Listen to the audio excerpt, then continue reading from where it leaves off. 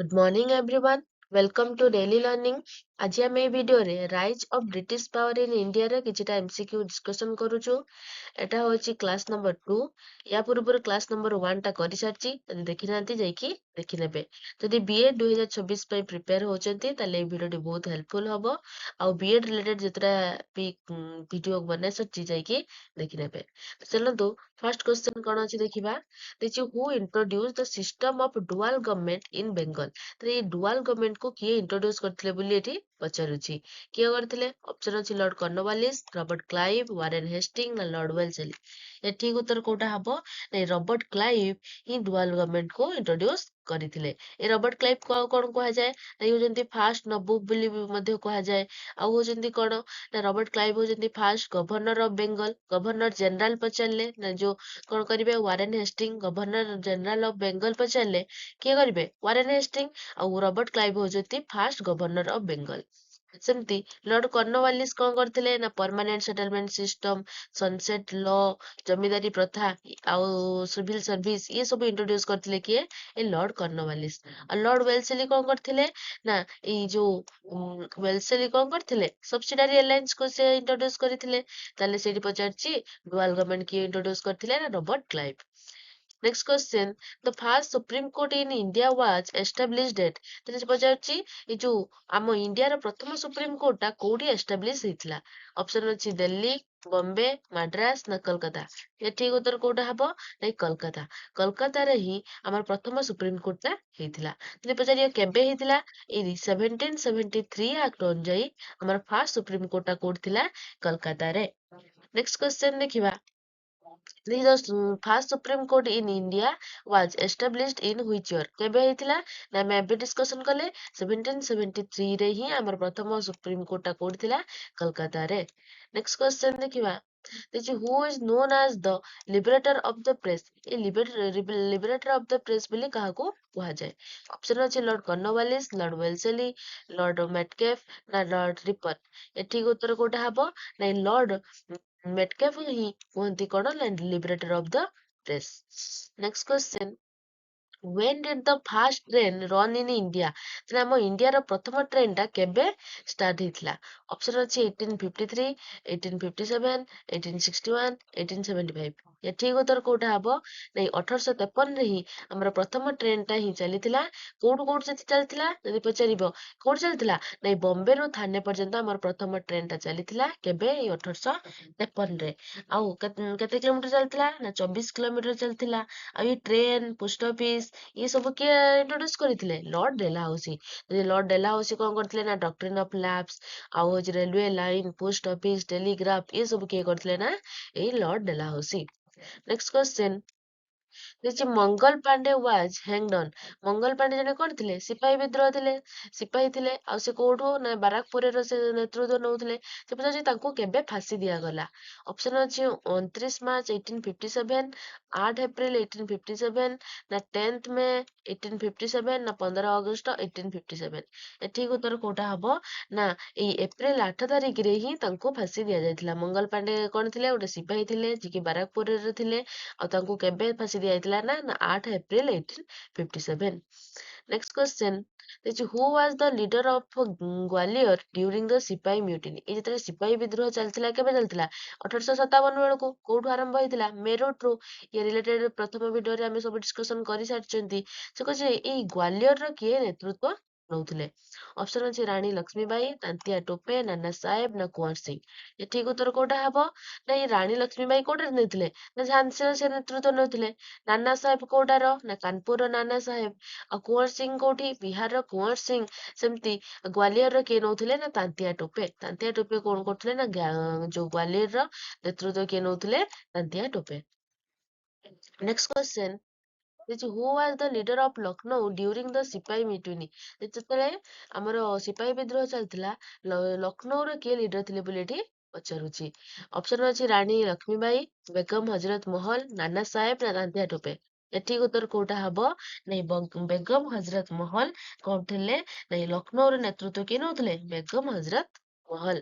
ଆଉ ନାନା ସାହେବ କୋଉଠି ନେଇଥିଲେ? ନା ନାନା ସାହେବ ନେଇଥିଲେ କାନପୁରର। ତାନ୍ତିଆ ଟୋପେ ଏବେ ପଢିଲେ ଗ୍ୱାଲିୟରର। ରାଣୀ ଲକ୍ଷ୍ମୀବାଇ ଝାନ୍ସୀର। Next question This Khan Bahadur Khan was the leader of revolt of 1817. এই ଖାନ ବାହାଦୁର ଖାନ ସେ କୋଉଠିକାର ନେତୃତ୍ୱ ନଉଥିଲେ? ଅପସନ ଅଛି ଦିଲ୍ଲୀ, ବରେଲି, ଲକ୍ଷ୍ନୌ ନା କାନପୁର। ଲକ୍ଷ୍ନୌ ନୁହଁ, ଏବେ ଆମେ ଡିସ୍କସନ କଲେ ଲକ୍ଷ୍ନୌରେ କିଏ କରିଥିଲେ ନା ବେଗମ ହଜରତ ମହଲ। ଦିଲ୍ଲୀ ରହିଲେ ବାହାଦୁର ଶାହ ଟୁ, ଆଉ କାନପୁର ରହିଲେ ନାନା ସାହେବ। ତାହେଲେ ଏ ଯୋଉ ଖାନ ବାହାଦୁର ଖାନ କୋଉଠୁ ନା ଏଇ ବରେଲିର ସେ ନେତୃତ୍ୱ ନଉଥିଲେ। ନେକ୍ସଟ କ୍ୱେଶ୍ଚନ ଦେଖିବା। This is the Vernacular Press Act is otherwise known as এই Vernacular Press Act କୁ ମଧ୍ୟ ଆଉ କଣ କୁହାଯାଏ? Gazing Act, Press Freedom Act, Printing Regulation Act ନା Censorship Act। ଏଠି ଉତ୍ତର କୋଉଟା ହବ? ଏଇ Vernacular Press Act କୁ ହିଁ Gazing Act ବୋଲି କୁହାଯାଏ। କଣ କୁହାଯାଏ? ନା Gazing Act ବୋଲି ତାକୁ ମଧ୍ୟ କୁହାଯାଏ। ନେକ୍ସଟ କ୍ୱେଶ୍ଚନ ଦେଖିବା। ଆଚ୍ଛା ଏଇ ଭର୍ଣ୍ଣାକୁଲାର ପ୍ରେସ୍ ଆକ୍ଟଟା କିଏ ନେଇକି ଆସିଥିଲେ? ଲର୍ଡ ଲାଇଟନ ନେଇକି ଆସିଥିଲେ। କେବେ ଆଣିଥିଲେ? ନା 1878ରେ। ଭର୍ଣ୍ଣାକୁଲାର ପ୍ରେସ୍ ଆକ୍ଟ କିଏ ନେଇକି ଆସିଥିଲେ? ନା ଲର୍ଡ ଲାଇଟନ ଆଣିଥିଲେ। କେବେ ଆଣିଥିଲେ? ନା 1878ରେ এই ଭର୍ଣ୍ଣାକୁଲାର ପ୍ରେସ୍ ଆକ୍ଟଟା ଇଣ୍ଟ୍ରୋଡ୍ୟୁସ ହେଇଥିଲା। Next question, which European power was the first to arrive in India by sea route? ତେଣୁ ପଚାରୁଛି କିଏ ପ୍ରଥମେ ଇଣ୍ଡିଆକୁ ଆସିଥିଲେ? ବ୍ରିଟିଶ, ଫ୍ରାନ୍ସ, ଡଚ୍ ନା ପର୍ତ୍ତୁଗୀଜ? କିଏ ଆସିଥିଲେ? ନା ଆମେ ସମସ୍ତେ ଜାଣିଛନ୍ତି ପର୍ତ୍ତୁଗୀଜ ମାନେ ହିଁ ପ୍ରଥମେ ଇଣ୍ଡିଆକୁ ଆସିଥିଲେ। କିଏ ଆସିଥିଲେ? ନା ଭାସ୍କୋଡା ଗାମା ଆସିଥିଲେ, ଯିଏକି ଆମ ଭାରତକୁ ଜଳପଥ ଆବିଷ୍କାର କରିଥିଲେ। ତାହେଲେ ସେ କହୁଛି କିଏ ଆସିଥିଲେ ପ୍ରଥମେ ବାଇ ସି ରୁଟ୍? ନାଇଁ, ପର୍ତ୍ତୁଗୀଜ ମାନେ ହିଁ ପ୍ରଥମେ ଆସିଥିଲେ। ଆଉ କେବେ ଆସିଥିଲେ? ନା 1498 ମସିହାରେ ହିଁ ସେମାନେ ଆସିକି ଆମ ଭାରତରେ ପହଞ୍ଚିଥିଲେ। କେବେ? 1498।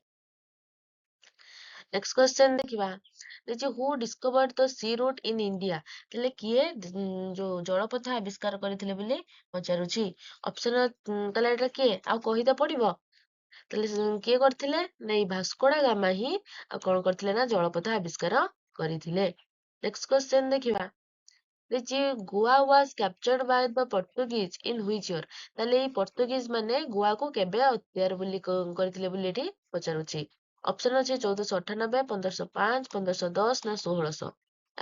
ଆମେ ଏବେ ପଢିଲେ ନା 1498ରେ କଣ ହେଇଥିଲା ନା ପର୍ତ୍ତୁଗୀଜ ମାନେ ପ୍ରଥମେ ଇଣ୍ଡିଆକୁ ଆସିଥିଲେ। ଆଉ ସେ କେବେ କେବେ ଗୋଆକୁ କ୍ୟାପଚର କରିଥିଲେ? ଏଇ 1510 ମସିହାରେ ହିଁ ସେମାନେ ଗୋଆକୁ କ୍ୟାପଚର କରିଥିଲେ। ଆଉ 1600ରେ ଇଷ୍ଟ ଇଣ୍ଡିଆ କମ୍ପାନୀ ସ୍ଥାପିତ ହେଇଥିଲା। Next question. Who gave the British East India Company permission to trade in India?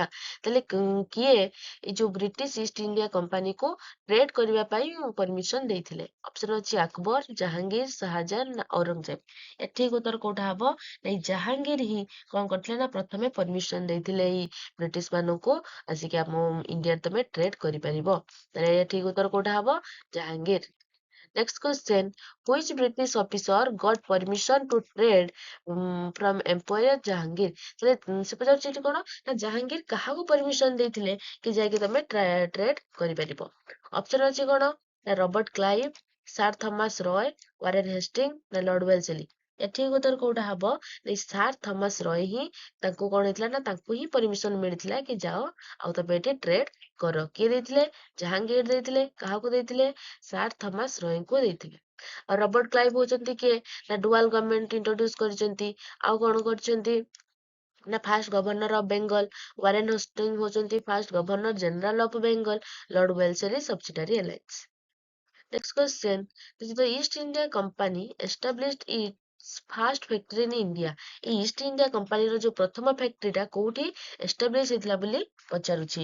କୋଉଠି ହେଇଥିଲା? ଅପସନ କଣ ଅଛି ନା ସୁରତ, ମାଦ୍ରାସ, କଲକାତା ନା ବମ୍ବେ। ଏଠିକ ଉତ୍ତର କୋଉଟା ହବ? ଏଇ ସୁରତରେ ହିଁ ତାଙ୍କର ପ୍ରଥମ କମ୍ପାନୀଟା ଏଷ୍ଟାବ୍ଲିଶ ହେଇଥିଲା। କୋଉଠି ହେଇଥିଲା?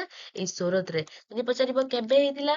ନା 1613 ମସିହାରେ ହିଁ 1613 ମସିହାରେ ତାଙ୍କର ପ୍ରଥମ ଯୋଉ କମ୍ପାନୀଟା କୋଉଠି ଏଷ୍ଟାବ୍ଲିଶ ହେଇଥିଲା? ସୁରତରେ। Next question. Which was the first fort built by British East India Company in India? ତାହେଲେ ଯୋଉ ବ୍ରିଟିଶ ଇଷ୍ଟ ଇଣ୍ଡିଆ କମ୍ପାନୀର ପ୍ରଥମ ଫୋର୍ଟ କୋଉଟା? ତାହେଲେ ଫାଷ୍ଟ ଫୋର୍ଟ କୋଉଟା? ଅପସନ ଅଛି Fort William, Fort Saint George, Fort Saint David ନା ଫୋର୍ଟ ସେଣ୍ଟ ଏଙ୍ଗ୍ଲୋ। ଏଠିକ ଉତ୍ତର କୋଉଟା ହବ? ନାଇଁ, ଫୋର୍ଟ ସେଣ୍ଟ ଜର୍ଜ ହିଁ ତାଙ୍କର ପ୍ରଥମ ଫୋର୍ଟ ହଉଛି କଣ ନା ଇଷ୍ଟ ଇଣ୍ଡିଆ କମ୍ପାନୀଙ୍କର ପ୍ରଥମ ଫୋର୍ଟ ହଉଛି କଣ? ନାଇଁ, ଫୋର୍ଟ ସେଣ୍ଟ ଜର୍ଜ। ଆଉ ଯଦି ପଚାରିବ ତାଙ୍କର ହେଡ କ୍ୱାର୍ଟର କୋଉଟା? ନାଇଁ, ଫୋର୍ଟ ୱିଲିୟମ ହଉଛି ତାଙ୍କ ହେଡ କ୍ୱାର୍ଟର। ଆଉ ତାଙ୍କର ପ୍ରଥମ ଫୋର୍ଟ ହଉଛି କିଏ? ନାଇଁ, Fort Saint George. Next question କଣ ଦେଇଛି ନା which fort become the main office ବା headquarter of the company। ତାଙ୍କର headquarter କୋଉଠି ଏବେ ହିଁ ଆମେ discussion କରିଥିଲେ ନା କଣ ନା ଫୋର୍ଟ ୱିଲିୟମ ହଉଛି ତାଙ୍କର headquarter ଆଉ ତାଙ୍କର ପ୍ରଥମ ଫୋର୍ଟ କୋଉଟା ହେଇଥିଲା ନା Fort Saint George. Next question ଦେଖିବା କଣ ଅଛି।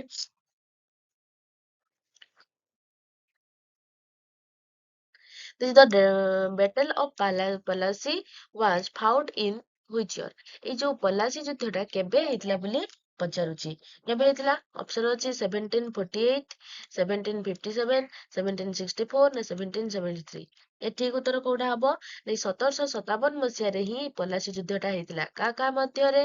ନା ଯୋଉ ଆମର ରବର୍ଟ କ୍ଲାଇଭ ଆଉ ସିରାଜୁଦ୍ଦୌଲା ଏଙ୍କ ଜଣଙ୍କ ଭିତରେ ହିଁ ପଲାସି ଯୁଦ୍ଧଟା ହେଇଥିଲା। ଆମ ବ୍ରିଟିଶରୁ କିଏ ଥିଲେ? ରବର୍ଟ କ୍ଲାଇଭ ଆଉ ଆମ ଇଣ୍ଡିଆନ ରୁ ଥିଲେ କିଏ ନା ସିରାଜୁଦ୍ଦୌଲା। ଏଙ୍କ ଭିତରେ ଫାଇଟ୍ ହେଇଥିଲା ଆଉ କିଏ ଜିତିଥିଲା? ଏଇ ବ୍ରିଟିଶ ମାନେ ହିଁ ଜିତିଥିଲେ।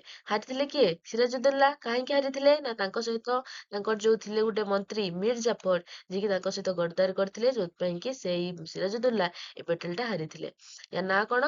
ନା ଇଏ ହଉଛି ବ୍ୟାଟେଲ ଅଫ ପଲାସି 1757 ମସିହାରେ ହିଁ ହେଇଥିଲା। ନେକ୍ସଟ କ୍ୱେଶ୍ଚନ ଦେଖିବା। This the Battle of Plassey was fought on the bank of which river? ତେଣୁ ସେ ପଚାରୁଛି କୋଉ ନଦୀ କୂଳରେ ଏଇ ପଲାସି ଯୁଦ୍ଧଟା ହେଇଥିଲା। କେବେ ହେଇଥିଲା ପଲାସି ଯୁଦ୍ଧଟା? ତ 1757ରେ ହେଇଥିଲା। ତାହେଲେ କୋଉ ନଦୀ କୂଳରେ? ଅପସନ ଅଛି ଗଙ୍ଗା, ଯମୁନା, ଭାଗୀରଥୀ ନା ହୁଗୁଳି। ତାହେଲେ କୋଉ ନଦୀ କୂଳରେ? ନା ଏଇ ହୁଗୁଳି ନଦୀ କୂଳରେ ହିଁ ଏଇ ବ୍ୟାଟଲ ଅଫ ପଲାସିଟା ହେଇଥିଲା। Next question. This is who betrayed Sirajuddaulah during the Battle of Plassey? ତାହେଲେ କିଏ ଏଇ ଯୋଉ ସିରାଜୁଦ୍ଦୌଲାଙ୍କ ସହିତ ଧୋକା କରିଥିଲେ ବା ଗର୍ଦାରୀ କରିଥିଲେ କିଏ ଯୋଉଥିପାଇଁ କି ସିରାଜୁଦ୍ଦୌଲା ବ୍ୟାଟଲ ଅଫ ପଲାସିଟା ହାରିଥିଲେ? ଅପସନ ଅଛି ମୀର ଜାଫର, ମୀର କ୍ୱାସିମ, ଜଗତ ସେଠ ନା ଔଦ ନବାବ। ୟା ଠିକ ଉତ୍ତର କୋଉଟା ହବ? ନା ମୀର ଜାଫର ହିଁ ସେ କଣ କରିଥିଲେ ନା ଗର୍ଦାରୀ କରିଥିଲେ ଯୋଉଥିପାଇଁ କି ସିରାଜୁଦ୍ଦୌଲା ହାରିଗଲେ ଆଉ ରବର୍ଟ କ୍ଲାଇଭ ଜିତିଗଲେ। Next question. The first battle of Panipat was fought in the year. এই ପ୍ରଥମ ଯୋଉ battle of Panipat ଟା କୋଉ ମସିହାରେ ଫାଉଟ୍ ହେଇଥିଲା ବୋଲି ବା କୋଉ ମସିହାରେ ହେଇଥିଲା ବୋଲି ପଚାରୁଛି। ଆମର ପାନିପତ କେତେଟା ହେଇଥିଲା? 3ଟା ହେଇଥିଲା। ପ୍ରଥମ ହେଇଥିଲା କେବେ? ନା 1526। 1526ରେ ପ୍ରଥମ battle of ପାନିପତ ଟା ହେଇଥିଲା। କାହା କାହା ମଧ୍ୟରେ ହେଇଥିଲା? ନା ବାବର ଆଉ ଇବ୍ରାହିମ ଲୋଧି। କାହା କାହା ମଧ୍ୟରେ ହେଇଥିଲା? ନା ବାବର ଆଉ ଇବ୍ରାହିମ ଲୋଧିଙ୍କ ମଧ୍ୟରେ ହେଇଥିଲା ଯୋଉଟାରେ ବାବର ଜିତିଥିଲେ। ଆଉ କଣ ହେଇଥିଲା ନା ଏଇଠୁ ହିଁ ମୁଗଲ ସାମ୍ରାଜ୍ୟ ଟା ଆରମ୍ଭ ହେଇଥିଲା। ତାହେଲେ ପ୍ରଥମ ବ୍ୟାଟଲ ଅଫ ପାନିପତ କେବେ ହେଇଥିଲା? ଏଇ 1526ରେ। କାହା କାହା ମଧ୍ୟରେ ହେଇଥିଲା? ବାବର ଆଉ Ibrahim Lodhi. Next question. The second battle of Panipat was fought in the year. ତାହେଲେ ପ୍ରଥମେ ହେଇଥିଲା କେବେ? 1526ରେ ଫାଷ୍ଟ ହେଇଥିଲା। ତାହେଲେ ସେକେଣ୍ଡ ହେଇଥିଲା କେବେ? ନାଇଁ 1556। 1556ରେ ହିଁ ସେକେଣ୍ଡ ବ୍ୟାଟଲ ଅଫ ପାନିପତ ହେଇଥିଲା। ଆଉ ଏଇଟା କାହା କାହା ମଧ୍ୟରେ ହେଇଥିଲା? ନା ଏଇଟା ହେଇଥିଲା ଆକବର ଆଉ ହେମୁ। ଆକବର ଆଉ ହେମୁଙ୍କ ମଧ୍ୟରେ ହେଇଥିଲା କଣ? ନା ଏଇ ସେକେଣ୍ଡ ବ୍ୟାଟଲ ଅଫ ପାନିପତ। ଆଉ ଫାଷ୍ଟ କାହା କାହା ମଧ୍ୟରେ ହେଇଥିଲା? ବାବର ଆଉ ଇବ୍ରାହିମ ଲୋଧି। କେବେ ହେଇଥିଲା? 1526ରେ। Next question. This is the third battle of Panipat was fought in the year. ତାହେଲେ ଥାର୍ଡ ଟା କେବେ ହେଇଥିଲା? ଅପସନ ଅଛି 1526, 1556, 1761 ନା 1857। ଠିକ ଉତ୍ତର କୋଉଟା ହବ? ନାଇଁ 1526ରେ ହେଇଥିଲା ଫାର୍ଷ୍ଟ ବ୍ୟାଟଲ ଅଫ ପାନିପତ, 1556ରେ ହେଇଥିଲା ସେକେଣ୍ଡ ବ୍ୟାଟଲ ଅଫ ପାନିପତ ଆଉ ଥାର୍ଡ ଟା କେବେ ହେଇଥିଲା? 1761। 1761ରେ ହିଁ ଥାର୍ଡ ବ୍ୟାଟଲ ଅଫ ପାନିପତ ଟା ହେଇଥିଲା। ନେକ୍ସଟ କ୍ୱେଶ୍ଚନ ଦେଖିବା। ତ ଆଜି ଏ ଭିଡିଓରେ ଏତିକି। ଆଉ ଯେତିକି ଏମସିକ୍ୟୁ ଅଛି ସେଟା ଆସିବ ପାର୍ଟ 3ରେ। ଯଦି ପାର୍ଟ 1 ଦେଖିନାହାନ୍ତି ଯାଇକି ଦେଖି ନିଅନ୍ତୁ। ବହୁତ ଭଲ ଭଲ କ୍ୱେଶ୍ଚନ ଅଛି। ଆଉ ଥ୍ୟାଙ୍କ ୟୁ। ଯଦି ଭିଡିଓଟି ଭଲ ଲାଗୁଛି ତାହେଲେ ଲାଇକ୍ କରନ୍ତୁ, ଚ୍ୟାନେଲଟିକୁ ସବସ୍କ୍ରାଇବ କରନ୍ତୁ। Thank you.